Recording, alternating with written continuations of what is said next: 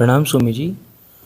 अष्टवक्र गीता में अष्टवक्र जनक से कहते हैं कि तुम मुक्त हो, इसके लिए कुछ करने की आवश्यकता नहीं है। तो प्रश्न ये है कि जब हम मुक्त हैं तो ये ध्यान विधियाँ और ये कन्वर्सेशन इन सब की आवश्यकता क्यों है? और साथ में क्या साधक द्वारा यह जान लेना कि मैं मुक्त हूँ, क्या ये बोध पर्याप्त नहीं है?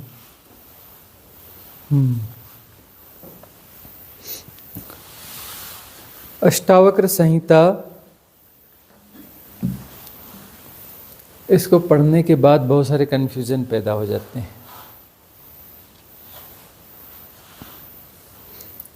क्योंकि अष्टावक्र कहते हैं कि तुम मुक्त हो। जब तुम मुक्त हो, किसी झमेले में पड़ने की जरूरत क्या है? साधना तो वह करे जो मुक्त नहीं है, जो फंसा हुआ है। जो मुक्त नहीं है, जो फंसा हुआ है, वह साधना करे। बाकी दूसरे किसी भी व्यक्ति को साधना करने की आवश्यकता तो है नहीं, और हर कोई मुक्त है, हर व्यक्ति मुक्त है। फंसा हुआ कोई है ही नहीं, बंधन तो है ही नहीं, बंधन है ही नहीं, तो मुक्ति किसकी होगी? जब बंधन है ही नहीं तो मुक्ति होगी किसकी? अब ये प्रश्न उठा है, ये प्रश्न उठता है सबको, ये अष्टावक्र की बात सुनने के बाद में आंख बंद करो और अपने आप से पूछो कि क्या तुम मुक्त हो? आंख बंद करो, अपने आप से पूछ लो, क्या तुम मुक्त हो? भीतर से आवाज आएगी, नहीं, मुक्त तो नहीं हो, बंधन तो है। बंधनों की गिनती गिनाओ तो बहुत सारे गिनती गिनाओगे, लिखो कॉपी पे तो लिखते चले जाओगे, सोचोगे होंगे 8-10, तो थोड़ी बात नहीं, और ख्याल आएंगे, और ख्याल आएंगे, 100, 200, 400, 500 बंधन, कॉपी भर जाएगी, कॉपी भर जाएगी, बंधन ही बंधन है। लेकिन उन बंधनों को देखने की दृष्टि चाहिए, उन बंधनों को देखने की दृष्टि चाहिए कि ये बंधन है क्या, बंधन है क्या, ये बंधन किसने बनाए, कैसे बनाए, कब बने, क्यों बने? क्या ये बंधन बंधन है? ये बंधन कैसे विसर्जित होंगे, विसर्जित कैसे होंगे? जब ये सारा कुछ देखेंगे तब पता चलेगा कि हम खुद ही जो है बंधन बनाते हैं, उनको पालते पोसते हैं, और बंधनों को हम खुद ही नहीं छोड़ना चाहते, उन बंधनों से हम खुद ही मुक्त नहीं होना चाहते। बातें जरूर करते हैं कि उनसे मुक्त होना है, लेकिन बहुत गहराई से हम देखें तो हम अपने बंधनों से मुक्त नहीं होना चाहते। हम कहते हैं कि बस हो जाने दो ना, इससे क्या बुराई है, कुछ बंधन है, अरे चलने दो ना, क्या बुराई है। और बंधन कैसे हैं? अब जो है एक बात है कि परिवार एक बंधन की तरह है, ठीक है ना। और मुक्त कैसे होना है कि भाई कोई सब अपनी अपनी बीइंग, अपनी अपनी यात्रा पर है, बंधन है कहाँ? परिवार परिवार जैसा बना रहे, क्या दिक्कत है? परिवार परिवार जैसा बना रहे, उसमें बुराई क्या है? उसमें बंधन कहाँ है? लेकिन बंधन है। कैसे बंधन है कि नहीं, इसे ऐसा रहना चाहिए, यह ऐसा सही है, यह गलत है ना, इसकी व्यवस्था ऐसी होनी चाहिए, कई तरह की शर्तें हैं। और हम राजी नहीं हैं उनकी स्वतंत्रता के लिए, परिवार के जो दूसरे सदस्य हैं उनकी स्वतंत्रता के लिए हम राजी नहीं हैं, उसके लिए हम राजी नहीं हैं। ये तू गलत कर रहा है, क्यों कर रहा है, ऐसा नहीं करना है ना। क्या वो गलत है?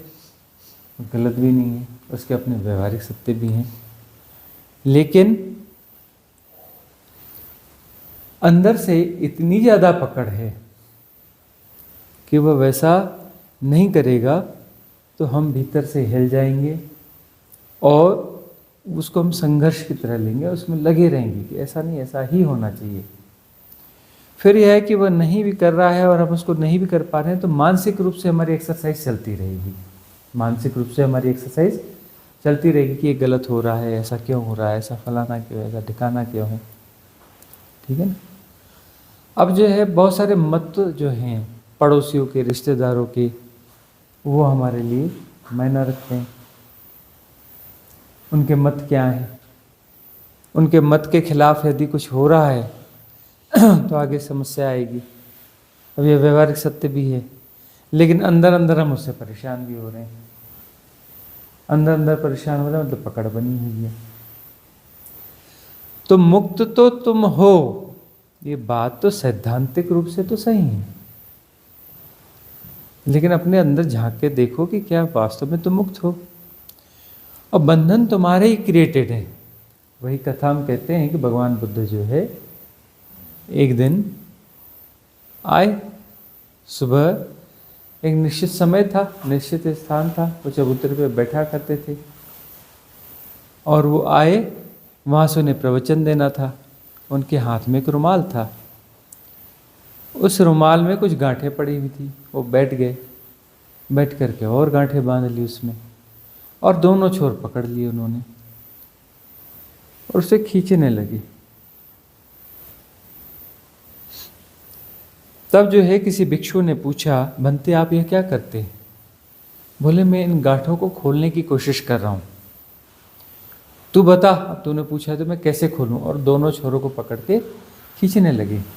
खींचने से क्या होगा? गांठें मजबूत होती जाएंगी। तो वह चीखा, चिल्लाया, भंते ठहर जाओ, ठहर जाओ, खींचो मत। जितना खींचोगे उतनी गांठें मजबूत हो जाएंगी।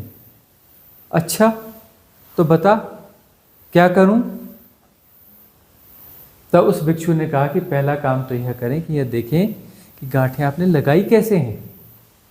गांठें आपने लगाई कैसे हैं उसकी स्मृति करें और ये देखें, और जो सबसे अंत में जो गांठ लगाई है उस गांठ पर नज़र डालें और उस गांठ को खोलें। पहले उस गांठ को खोलें, खींचे नहीं, और वो गांठ खुल जाएगी तो अगली गांठ दिखने लगेगी कि उसका स्वरूप कैसा है, और फिर उसे खोल लेना। फिर अगली गांठ दिखेगी, फिर अगली गांठ दिखेगी। ये गांठों का जो समूह है धीरे धीरे करके सारा खुल जाएगा। वही उन्होंने कहा, भगवान बुद्ध ने फिर जवाब में, भाई ये तो मैं तुम्हें सिखा रहा हूं, तुम क्यों खींच रहे हो रुमाल को? गांठों के स्वरूप को जानो और खोलो, है ना। तो गांठ जो है खुद की बांधी हुई है और खुद ही हम उसे खींच भी रहे हैं। और मुक्त होना हमारा स्वभाव है, मुक्त होना हमारा स्वभाव है, लेकिन मुक्ति हम चाहते नहीं हैं। हम अपनी गांठों को संभाल के रखते हैं, उनको खींचते रहते हैं। अष्टावक्र कहते हैं तुम मुक्त ही हो।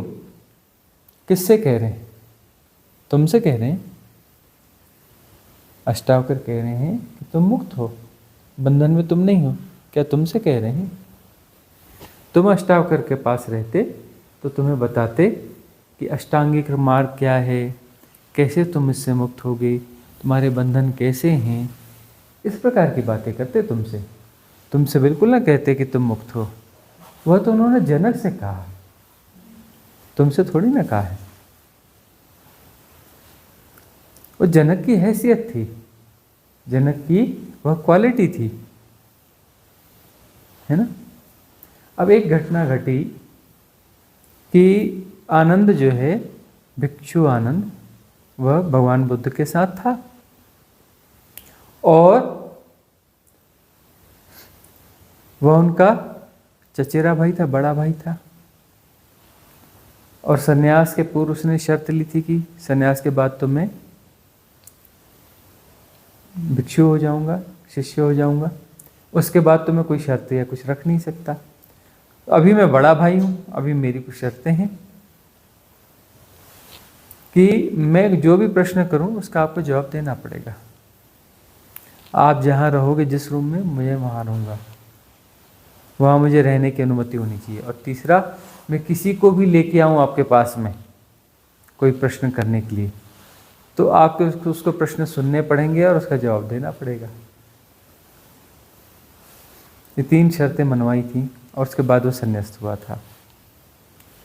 अब वह जो है उनके साथ में रहता था, उसको बोल नहीं सकते थे, आनंद को कभी नहीं बोल सकते थे कि तुम जाओ। शर्त पहले ही ले हो चुकी थी कि भगवान बुद्ध आनंद को नहीं कह सकते थे कि तुम जाओ। अब वो बैठे हुए थे तो एक कोई बंदा आया और उसने पूछा, क्या है, कुछ ख्याल है क्या पूछा? भगवान होते हैं। हाँ, यही था ना। आस्तिक और नास्तिक किस्म के अलग अलग लोग आए। तो एक बंदा आया और उसने पूछा कि क्या परमात्मा है?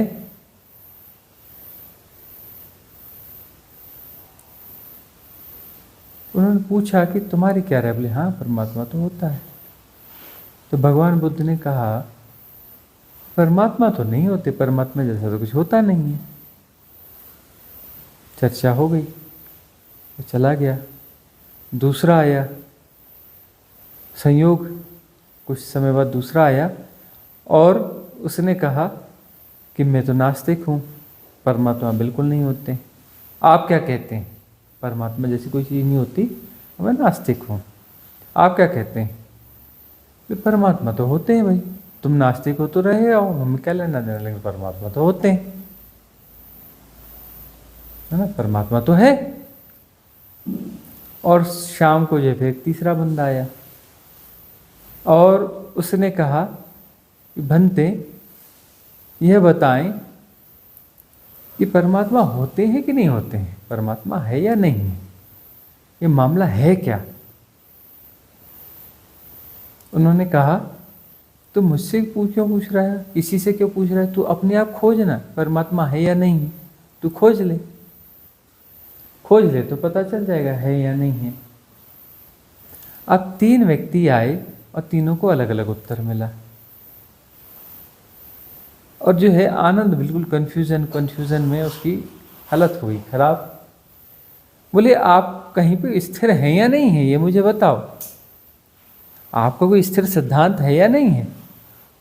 कभी आप बोलते परमात्मा है, कभी आप बोलते परमात्मा नहीं है, किसी को तीसरे को बोलते हैं या नहीं है, मैं कैसे बताऊं, तू खुद ही ढूंढ ले, ये माजरा है क्या, समझाओ, मैं तो पागल हुआ जा रहा हूं। तब भगवान बुद्ध ने कहा, देख आनंद, मैंने जो है एक से कहा कि परमात्मा है, तुझसे कहा था कि उससे कहा था? बोले उससे कहा था। दूसरे से मैंने कहा कि परमात्मा नहीं है, तुझसे कहा था कि उससे कहा था? बोले उनसे उससे कहा था। तीसरे से मैंने कहा कि तू ढूंढ ले अपना, तो तुझसे कहा था कि उससे कहा था? बोले उससे कहा था।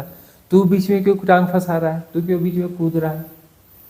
मैंने तुझसे तो कहा ही नहीं, उत्तर तो तेरा था ही नहीं, न प्रश्न तेरा था न उत्तर तेरे, तो उत्तर तेरे कैसे हो गए? जब प्रश्न तेरा नहीं था तो उत्तर तेरे कैसे हो गए? तो प्रश्न पूछा जाता है किसी सदगुरु से, किसी परम ज्ञानी से, तो वह प्रश्न का उत्तर नहीं देता, उस व्यक्ति का उत्तर देता है। किसको उत्तर देता है? उस व्यक्ति को उत्तर देता है, उस व्यक्तित्व को उत्तर देता है। उस व्यक्तित्व में समाधान फलित होना चाहिए। अब ये जो है अष्टावक्र संहिता सुनकर के बहुत सारे लोग कंफ्यूज हैं। अरे भाई, अष्टावक्र संहिता जो है, अष्टावक्र ने कहा जनक से, तुमसे तो नहीं कहा था, तुम काहे टांग फंसा रहे हो बीच में? तुम्हें तो उत्तर दिया ही नहीं गया है, न प्रश्न तुम्हारा था न उत्तर तुम्हारा है। राजा जनक के जो प्रश्न थे, क्या वो प्रश्नों की क्वालिटी तुम्हारी है? उनका जो व्यक्तित्व था, क्या वो व्यक्तित्व तुम्हारा है? बिल्कुल नहीं है। जब वो प्रश्न तुम्हारा नहीं, वह व्यक्तित्व तुम्हारा नहीं, तो अष्टावक्र के उत्तर कैसे तुम्हारे हो जाएंगे? तुम अष्टावक्र के सामने जाओगे, तुमसे वही बोलेंगे जो आज मैं बोल रहा हूं। हमारे द्वारा जो कहा जा रहा है यही अष्टावक्र तुमसे कहते, उससे ज्यादा नहीं कहते। क्योंकि तुम जो हो, तो तुम्हारे प्रश्नों के जो उत्तर हो सकते हैं वो तुम्हें दिए जाएंगे ना, तुमको देखकर दिए जाएंगे।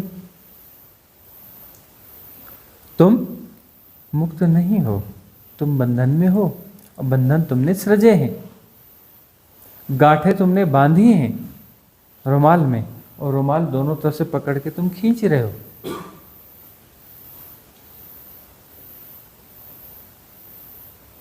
तो तुम्हें कहा जाएगा ठहरो, पहला काम ये करो कि रुमाल को खींचना बंद कर दो।